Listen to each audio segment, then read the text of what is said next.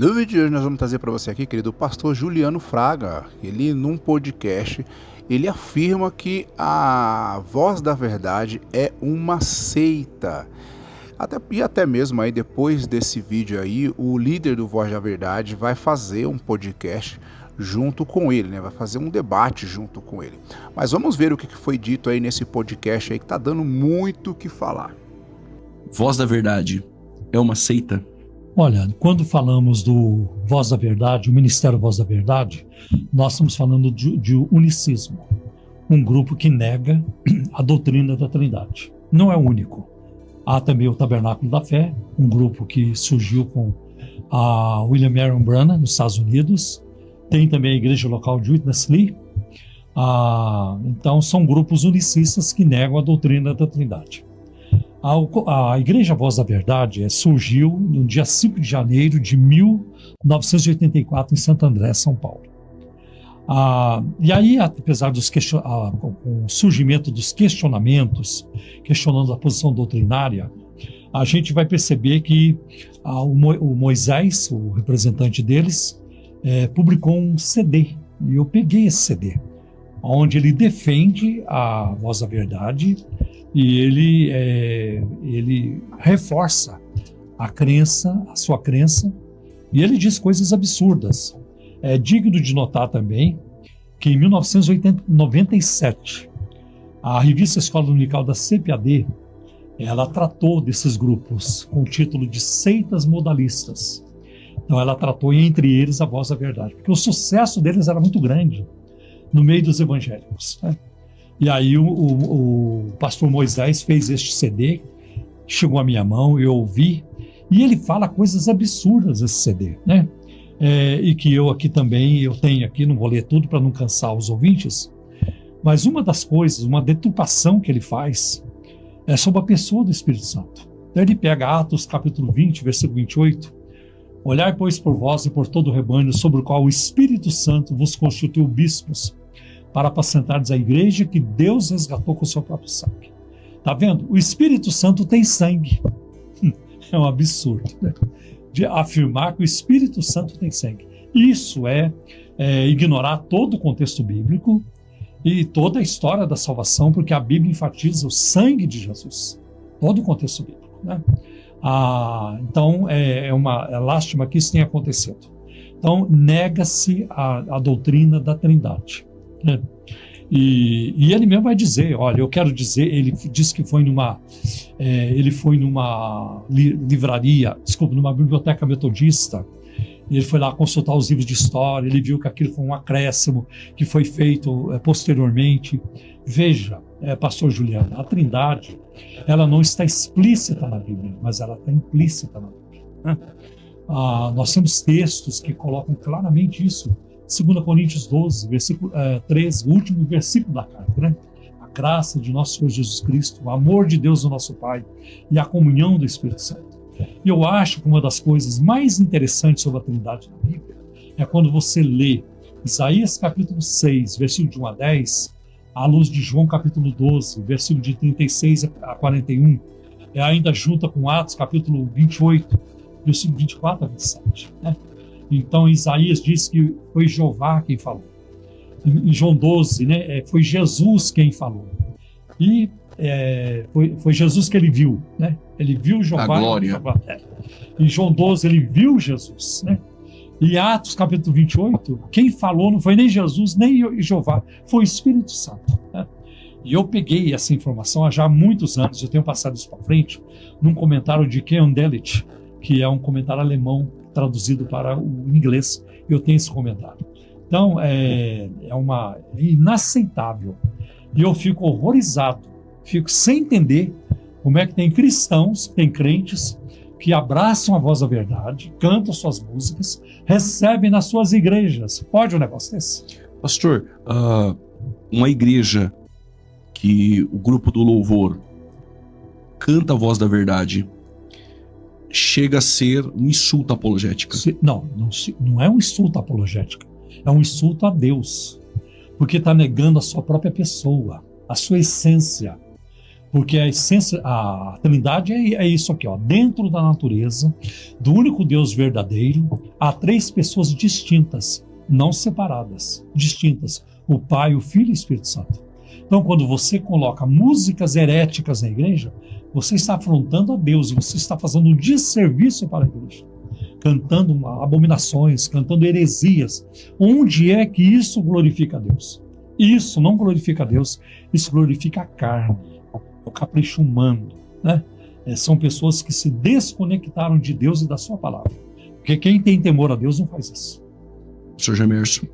É um problema sério e nós não refletimos isso teologicamente. Porque digamos assim, a frase de efeito é a seguinte: mas a música é tão bonita. Gente, tem música secular que é mais bíblica do que música de crente.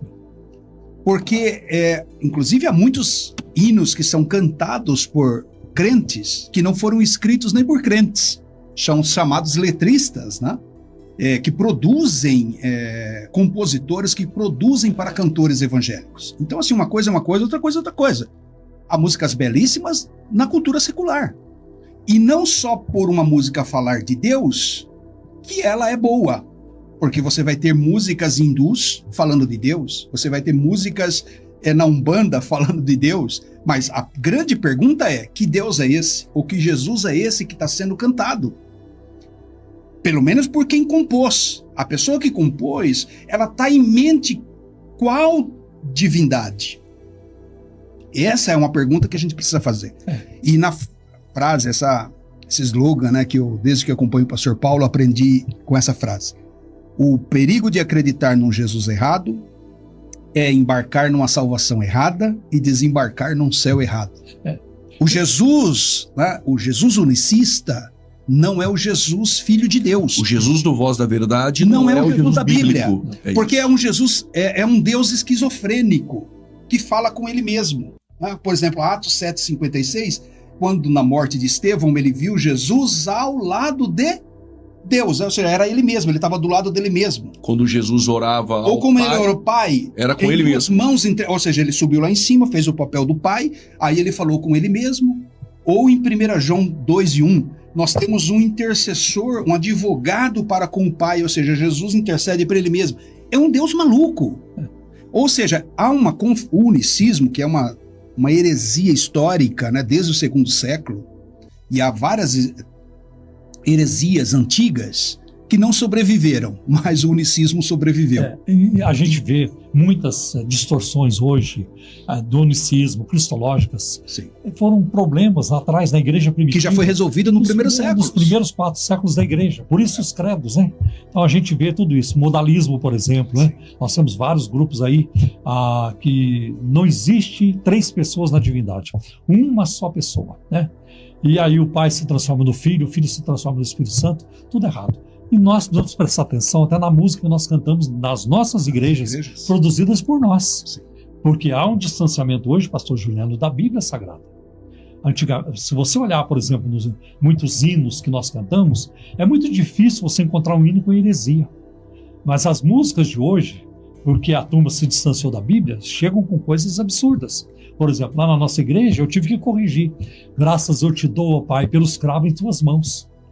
Quando eu olhei aquilo, graças te dou, ó Pai, pelos cravos em tuas mãos, isso é uma antiga heresia chamada patripassionismo, que é a paixão do Pai na cruz, né? Aí chamei o grupo de louvor, gente. Quem tem os cravos nas mãos é o Filho, não é o Pai. Vamos corrigir isso, né? Vamos corrigir. Ou então, és Deus de perto e não de longe. As igrejas cantando isso. Não, ele é Deus de perto e de longe também. Ele é onipresente. Olha como é importante, né, a teontologia.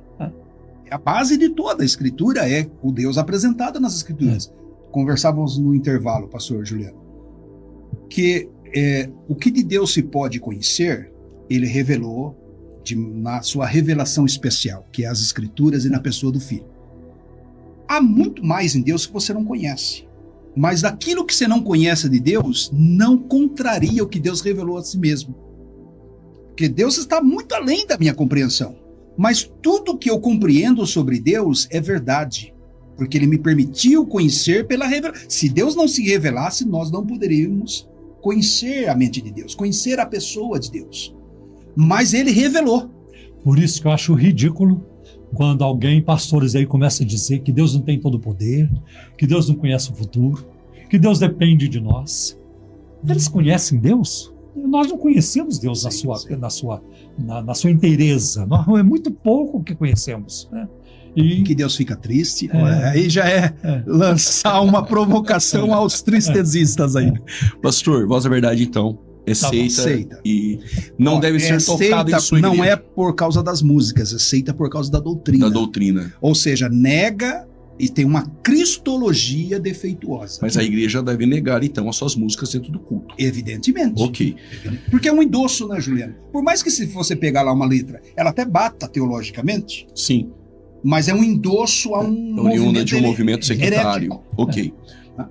Pode falar, pastor. Não, só ia dizer, não faz sentido você combate uma heresia, uma seita, e depois você está cantando músicas dela lá na sua igreja.